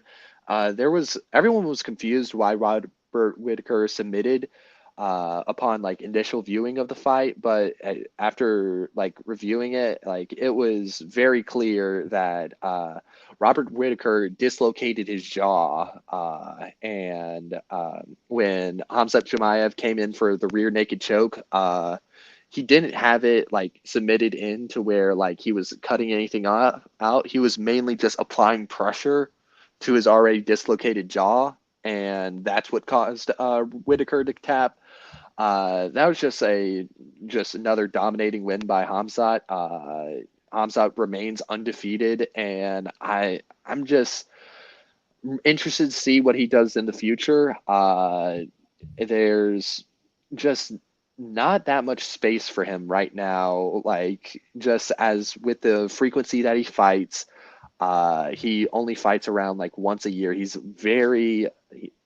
I want to see him more active in the UFC if he's going to be continuing to uh, fight for the division because he's no longer an up and coming prospect. He is a person that people in middleweight need to start going through if they want to go to a title shot. And I'm interested to see how Hamzat is going to try to make a case for going up in the middleweight rankings in the future because this win against Robert Whitaker is very convincing, but I want to see him fight a lot of other people in the division, but I just don't know if he's going to be able to do that with his inactivity as of late.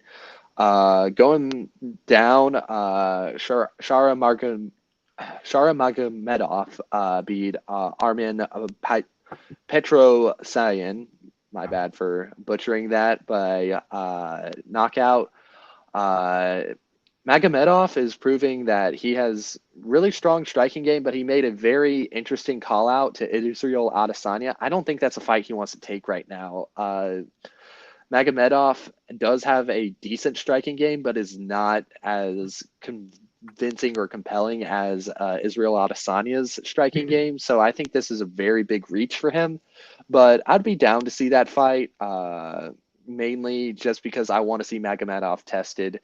I think he's at the point where we need to start putting tougher fighters up against him. And I want to see not only his striking game tested, because I think it's good, but I don't think it's at the elite level that most people think it is. But also I want to see his grappling tested a little bit more. I know Dagestanis tend to have this reputation of being strong grapplers, but I just haven't been able to see it in the tapes that I've seen of him. I'm not too high on Magomedov right now, but I'm interested to see where he goes in the future.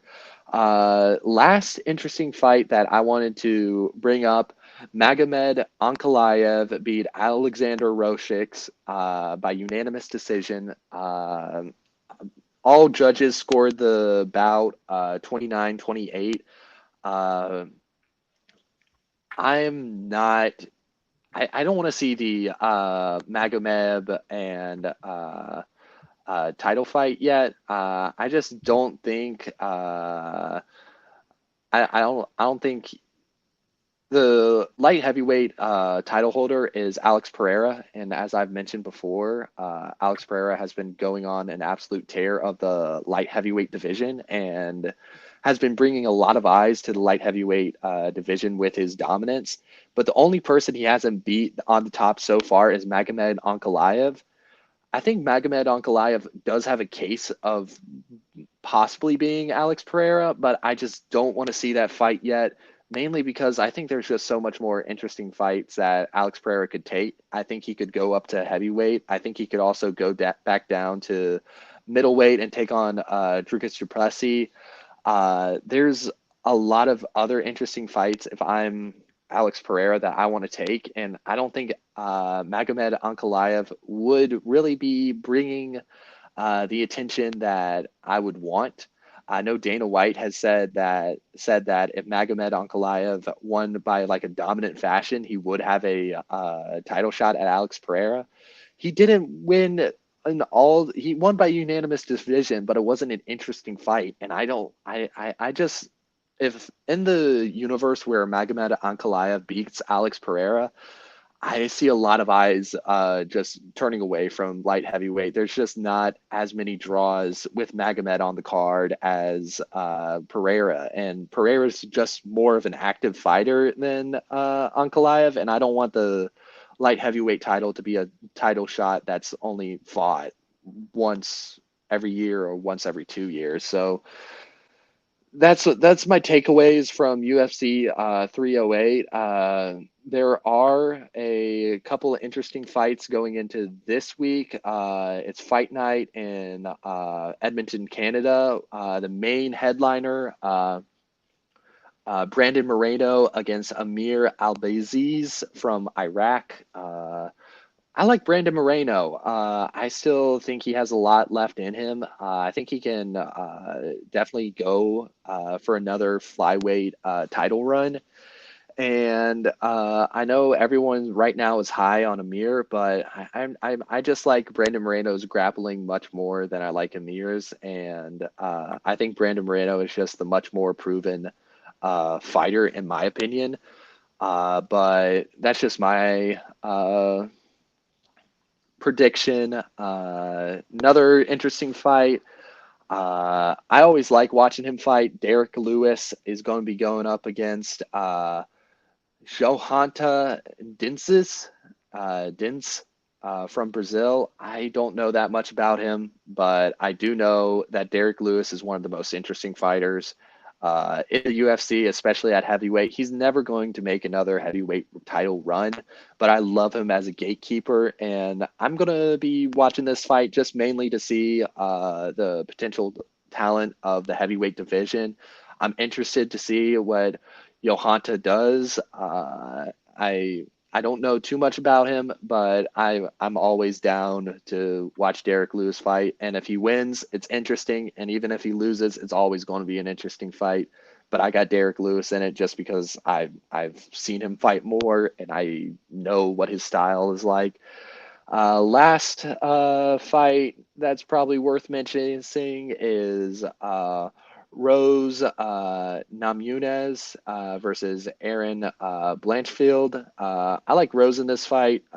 She's more like I've just seen her fight more in the women's flyweight, and I just think she's bound for another flyweight title run, and I'd just love to see her come back from being out of title contention, and I want to see her on the comeback. So I got Rose in this fight. But other than that, those are my takeaways from last week in MMA and this week in MMA. Looking ahead in the next coming weeks is UFC 309. Finally, John Jones is going to be fighting. We'll be covering that in the future. But yeah, that's my takeaways, and yeah. Sounds good. I'm trying to think of anything else we want to touch on. I mean, I guess one last thing we'll touch on is the Carolina Hurricanes. Kind of turned their season around after a slow start. Hurricanes are now 7-2, following an absolutely dominant win tonight over the Boston Bruins. Like I said, my concerns still kind of are there our first and second lines are really star-studded, but the problem is our third, fourth, and sometimes fifth line really does not. They are capable hockey players, but the thing is, they don't produce.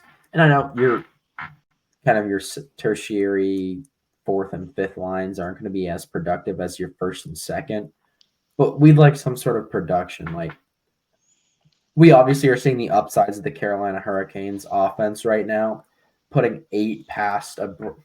Granted, the Bruins team this year is not great. Bruins are not off to a great start. They already have a losing record. I believe they're 4-5-1. That's 4 wins, 5 losses, 1 overtime loss. They're not great, but I will say we did get to see the offensive might of Carolina tonight. 3 of those 8 goals came in a 54-second span in the first period. I believe Carolina was either tied 1-1 or down 1-0, and they scored 3 goals in really quick succession.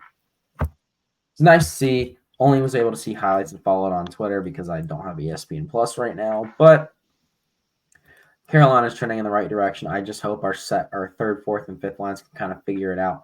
So we are a really good whole team as a product, but if we're able to, become more consistent across all the lines, I feel like that's what's really going to help us make these deeper runs in the Stanley Cup and not kind of flutter out, semifinals against like the Rangers or quarterfinals, I feel like that's kind of the key to a successful season. I mean, obviously they're off to a great start, and because of the Hurricane, we haven't played as many games as the other teams. So currently has us at third, but in reality, with our wins and losses, we should be a little higher. But we'll see. It's early in the season.